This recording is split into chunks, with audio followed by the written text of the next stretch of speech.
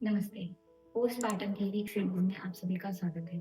आज हम बात करेंगे डिलीवरी के बाद के 5वें हफ्ते के बारे में। आज की इस वीडियो में हम बात करेंगे postpartum recovery, postpartum depression, postpartum diet plan. साथ में अगर ब्रेस्ट फीडिंग में आपको कोई समस्याएं आ रही हैं तो आप कैसे मैनेज करेंगे, और अगर आपको बैक पेन या शोल्डर पेन रह रहा है तो आप कैसे मैनेज कर सकते हैं। नमस्ते, मेरा नाम है श्रृंखला। मैं हूँ प्री एंड पोस्टनेटल एक्सपर्ट। अभी आप मुझे वैदिकी के यूट्यूब चैनल पर देख रहे हैं। वैदिकी एक होलिस्टिक अप्रोच के साथ आपकी पूरी फैमिली को हेल्दी बनाने का विजन रखता है। पोस्टपार्टम को 3 फेजेस में डिवाइड किया जाता है, जिसमें फर्स्ट फेज 45 डेज का होता है, सेकेंड फेज 3 मंथ्स का और थर्ड फेज 6 मंथ्स का होता है। अगर आप डिलीवरी के बाद 5th वीक में हैं, तो ये आपका पोस्टपार्टम फेज का फर्स्ट फेज चल रहा है और जो ऑलमोस्ट खत्म होने वाला है। चाहे आपकी नॉर्मल डिलीवरी है और चाहे आपका सी सेक्शन है, आपको दोनों ही डिलीवरीज के टाइप में पूरी तरीके से रेस्ट करना चाहिए और एक हेल्दी डाइट लेना चाहिए। वजाइनल स्टिचेस नॉर्मल डिलीवरी के केस में जल्दी हील हो जाते हैं और सी सेक्शन के केस में सिजेरियन स्टिचेस को हील होने में थोड़ा समय लगता है। तो आपको अभी वेट लिफ्टिंग बिल्कुल भी नहीं करनी है। एक्सरसाइज अभी ना शुरू करें, अभी आप नॉर्मल वॉकिंग करते रहें, वो इम्पोर्टेंट है आपके लिए। साथ में कीगल्स आप ज़रूर प्रैक्टिस करें। ये आपके यूटेरस को, ब्लैडर को और आपके पेल्विक फ्लोर को स्ट्रेंथ देना शुरू करेंगे। जब पोस्टपार्टम डिप्रेशन सीवियर कंडीशन में चला जाता है तो उसको बेबी ब्लूज कहा जाता है। बेबी ब्लूज वाली कंडीशन में आपको अपने बेबी से भी अटैचमेंट या अफेक्शन फील नहीं होगा और आप अपने बेबी में भी इंटरेस्ट शो नहीं कर पाएंगे। अगर ऐसी स्थिति में आप हैं तो आपको अपने परिवार से जरूर बात करनी चाहिए और अपने डॉक्टर से तुरंत मिलें। पोस्टपार्टम डिप्रेशन को या बेबी ब्लूज को मैनेज करने में एक परिवार बहुत सहायक होता है।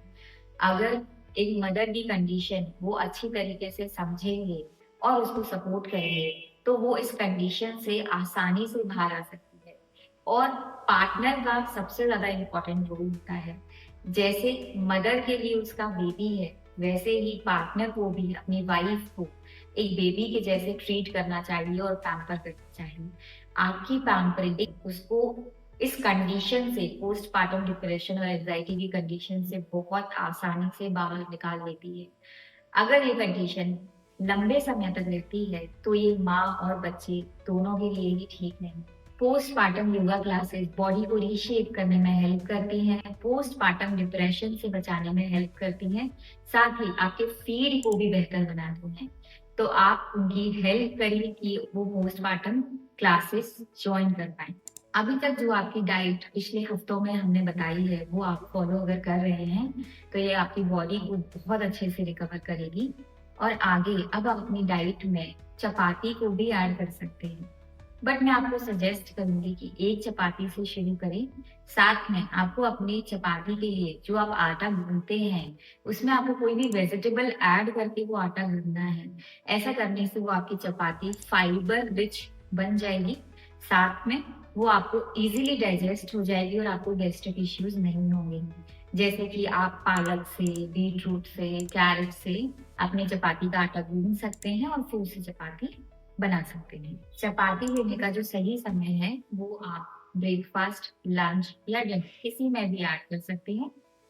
पहले 1 टाइम आपको चपाती लेने शुरू करनी है, फिर धीरे-धीरे आप हम दोनों टाइम में चपाती ऐड कर सकते हैं। जब भी आप चपाती लेंगे तो आपको उसको बहुत अच्छी तरह से च्यू करना बहुत ज़रूरी है, क्योंकि चपाती लेने की वजह से आपको गैस्ट्रिक इश्यूज़ हो सकते हैं। साथ में हम कई बार ठंडी चपाती ही ले लेते हैं, तो कोशिश करें कि अपने लिए गरम चपाती ही आप लें और उसको अच्छे से च्यू करके आपको उसको चबा-चबा कर ही खाना है। पोस्टपार्टम फेज में गैस्ट्रिक, ब्लोटिंग की समस्या बहुत ज़्यादा रहती है। तो आप अपनी डाइट में जैसे कि खाने के बाद और पहले थोड़ा-सा गुड़ ज़रूर खाएँ।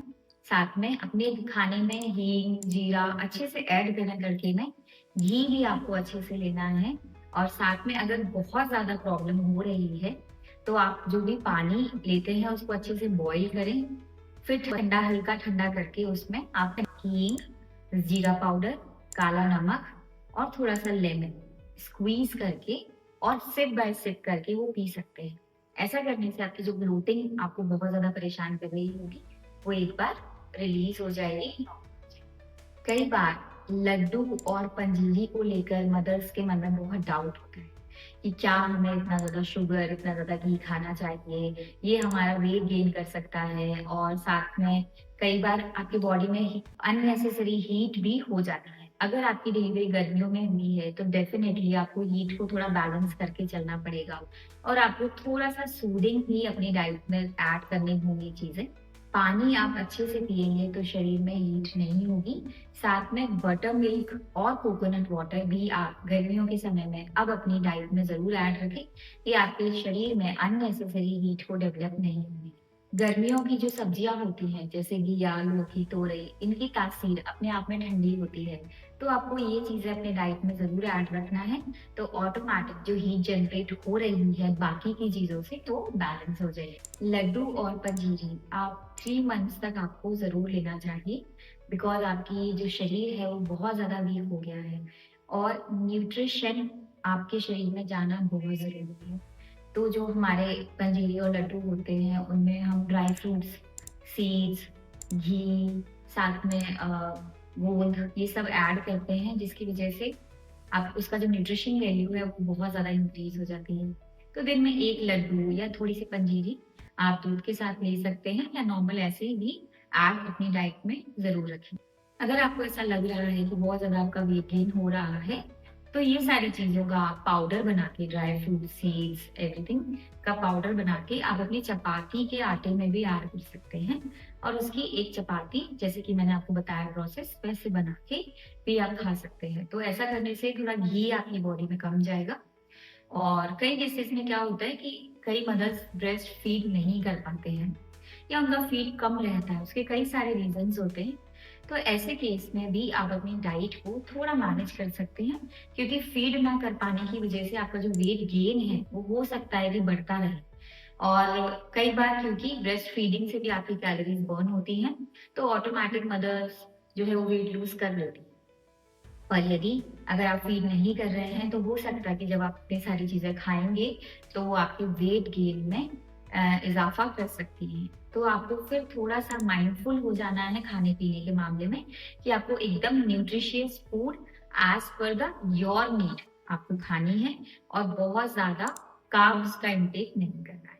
1 महीने तक अजवाइन के लड्डू खाने के बाद आपका डाइजेशन काफ़ी बेहतर हो जाता है। और आपकी बॉडी में जो वात होता है वो भी बहुत हद तक कम हो जाता है। तो अब आप सौंफ के लड्डू खाना शुरू कर सकते हैं। तो ये आपके डाइजेशन को भी इम्प्रूव करता है, साथ में हीट को भी बैलेंस करता है। और यदि आप सौंफ के लड्डू नहीं खाना चाहते हैं, जैसे कि मैंने पहले बोला कि वेट गेन की कई बार मदर्स को बहुत चिंता रहती है, तो आप ऐसे करें कि सौंफ का हर्बल टी बना सकते हैं। तो सौंफ को अच्छे से पानी में बॉयल कर लें और वो दिन में एक बार आप अपने खाने के बाद ले सकते हैं। ऐसा करने से आपको ब्लोटिंग भी नहीं होगी और साथ में आपका डाइजेशन बहुत अच्छा रहेगा और वेट में भी आपको लूज़ करने में ये हेल्प सौंफ, जीरा, अजवाइन का इंटेक फीड इम्प्रूवमेंट में भी बहुत हेल्प करता है। तो अगर आप सौंफ की हर्बल टी अब लेते हैं, तो वो कंप्लीटली सेफ है, आपके फीड पे कोई भी नेगेटिव इम्पैक्ट नहीं आएगा, पॉजिटिव इम्पैक्ट ही रहेगा। ये आपको दिन में एक बार खाने के बाद लेनी है। पोस्टपार्टम मदर्स को बैक पेन की बहुत ज़्यादा समस्या रहती है।